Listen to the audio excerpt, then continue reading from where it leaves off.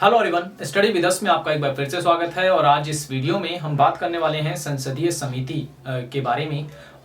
संसदीय समिति जो है जहाँ जहाँ से क्वेश्चंस पूछे जाते हैं एग्जाम में, वो हम डिस्कस करेंगे। मेनली हमने जो है वित्तीय समिति ली है। ये तीनों समितियों से क्वेश्चन जो है लगातार एग्जाम में पूछे जाते हैं, ठीक है। तो अगर आप लोग किसी भी एग्जाम्स की तैयारी कर रहे हैं या फिर आप स्टूडेंट हैं 11th क्लास के, तो आपके लिए भी जो है ये वीडियो सुपर इंपॉर्टेंट है। वीडियो को एंड तक देखें, वीडियो पसंद आए तो लाइक जरूर करें।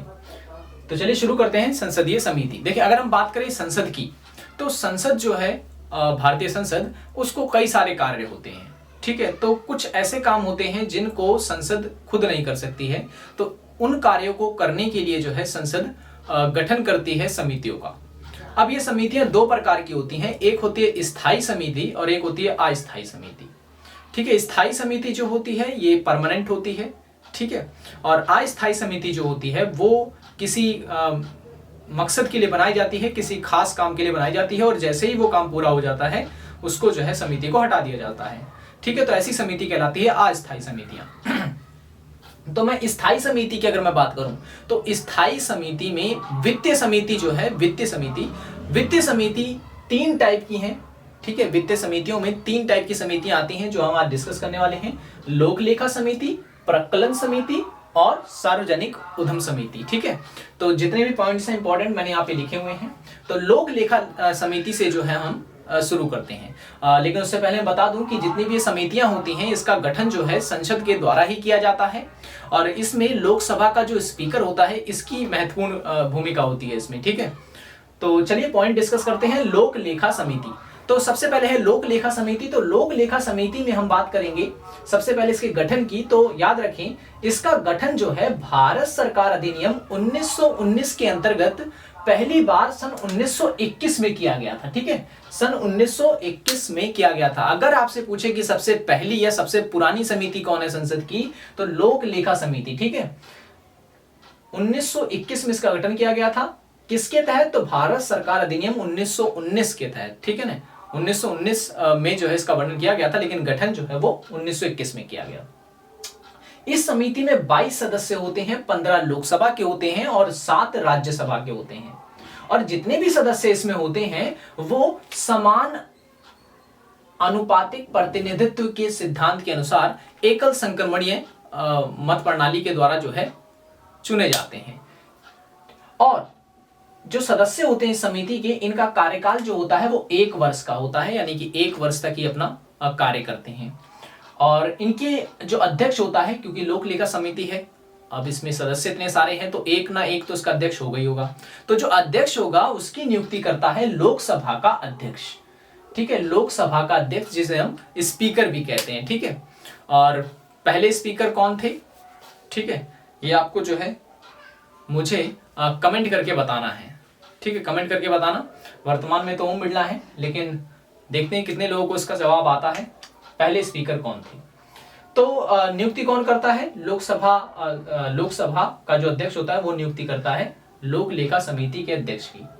और कहा जाता यह है कि 1967 से परंपरा है, यानी कि 1967 से ये ट्रेडिशन है कि जो इस समिति का अध्यक्ष होता है वो विपक्ष से होता है, ठीक है, विपक्ष पार्टी से होता है। और सार्वजनिक व्यय में इसका काम मैं बता रहा हूं मेनली क्या है। सार्वजनिक व्यय में तकनीकी अधिनियमितता की जांच मात्र कानूनी दृष्टिकोण से ना करके बल्कि अर्थव्यवस्था को भी ध्यान में रखकर ये करती है, ठीक है। तो याद रखें क्या करती है ये, सार्वजनिक व्यय में तकनीकी अधिनियमितता की जांच कानूनी दृष्टिकोण से ही ना करके बल्कि अर्थव्यवस्था को ध्यान में रखकर भी करती है।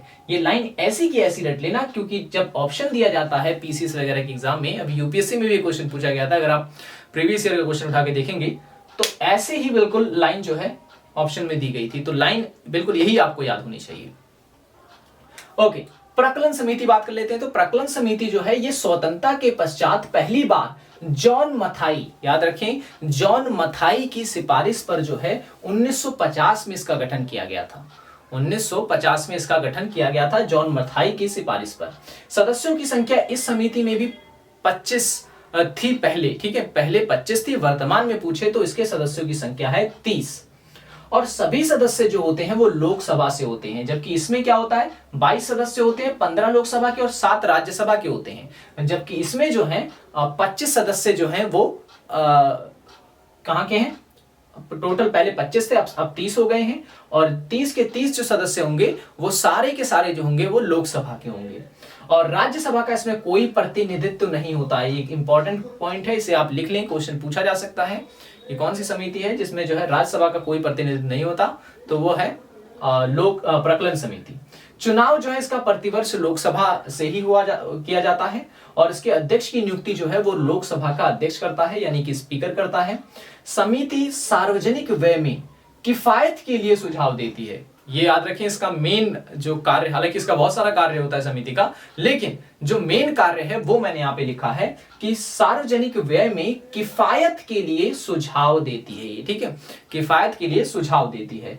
इसे सतत किफायती समिति भी कहा जाता है। याद रखें, ये भी क्वेश्चन एग्जाम में पूछा गया है कि सतत किफायती समिति किसे कहते हैं, तो प्रकलन समिति को जो है सतत किफायती समिति कहा जाता है। ठीक है, बात करते हैं सार्वजनिक उद्यम समिति की।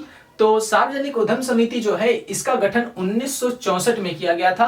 किसकी सिफारिश पे, तो कृष्ण मेनन की सिफारिश पे जो है इसका गठन किया गया था। इसमें जो सदस्य संख्या होती है, मतलब जो सार्वजनिक उद्यम समिति है, इसमें जो सदस्य संख्या है वो है कुल 15। इन 15 सदस्यों में से 10 जो होते हैं वो लोकसभा के होते हैं और 5 जो होते हैं वो राज्यसभा के होते हैं।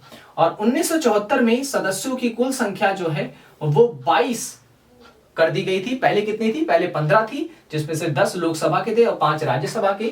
1974 में इसके सदस्यों की संख्या बढ़ा दी गई और कर दी गई 22। और 22 में से 15 लोकसभा के होते हैं और 7 सदस्य जो होते हैं वो राज्यसभा के होते हैं।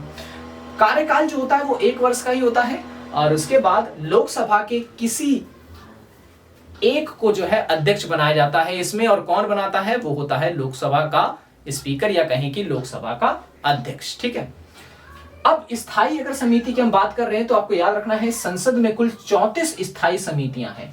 ठीक है, 24 जो है स्थायी समितियां हैं। और इन 24 स्थायी समिति में से अगर मैं बात करूं तो 8 जो है वो राज्यसभा की है और 16 जो है वो है लोकसभा की। ठीक है, ये भी आपको जो है याद रखना है, ये भी एग्जाम में पूछा जाता है।